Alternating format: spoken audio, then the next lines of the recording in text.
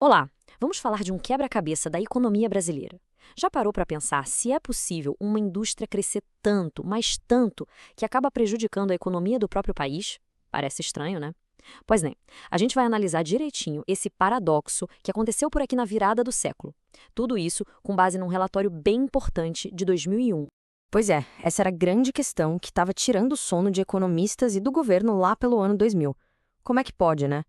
Uma indústria que parecia ser um sucesso, na verdade, está atrapalhando a economia inteira. E a resposta, ou pelo menos uma parte dela, estava num número. E que número? 6,4 bilhões de dólares. Esse foi o tamanho do rombo, do déficit comercial que a indústria de eletrônicos sozinha gerou para o Brasil. E detalhe, em um único ano. Ok, para a gente ter uma ideia do que isso significa, esse valor é muito maior do que o déficit que o Brasil tinha na época com a importação de petróleo e derivados. Pensa bem, mais que o petróleo. Ou seja, não era um probleminha qualquer, era um baita desafio para a economia.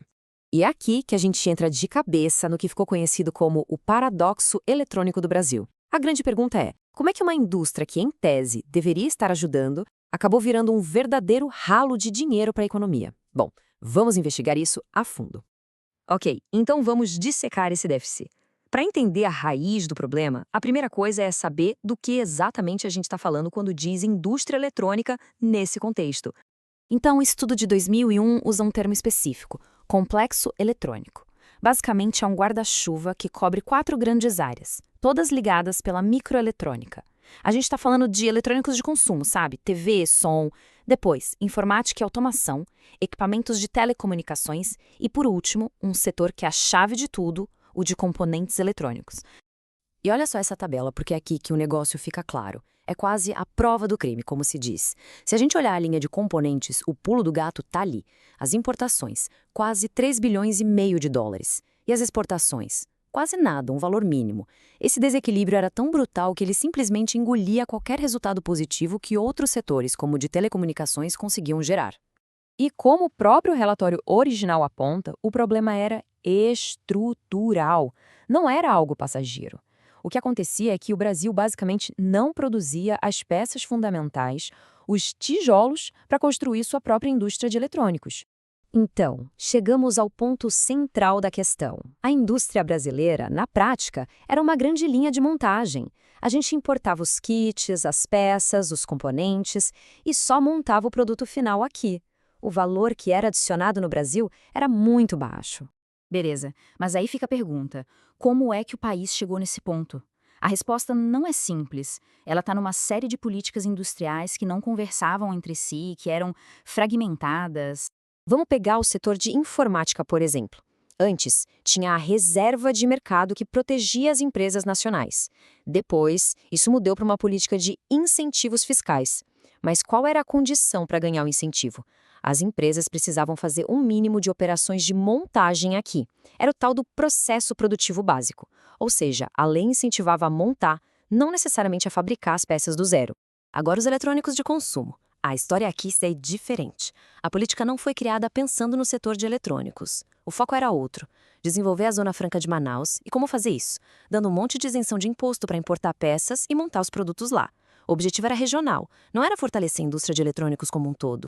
E as telecomunicações? Bom, aí quem mandava no jogo era a estatal, a Telebrás. Como o governo era o grande comprador, a Telebrás usava esse poder de compra para, adivinha? Incentivar as multinacionais a abrirem fábricas de montagem aqui para vender para ela. Percebe o padrão? Cada setor tinha uma política própria, com um objetivo diferente. Informática tinha um, consumo tinha outro focado em Manaus, telecom era a Telebrás, e o setor mais importante de todos, a base de tudo, que era o de componentes. Esse foi o único que ficou de lado, que nunca teve uma política industrial de longo prazo, bem pensada para dar suporte. Bom, como diagnóstico na mão, o grande debate em 2001 era: e agora? Como é que o Brasil sai dessa armadilha, desse ciclo de dependência de peças importadas? É aí que a gente entra na busca por uma solução.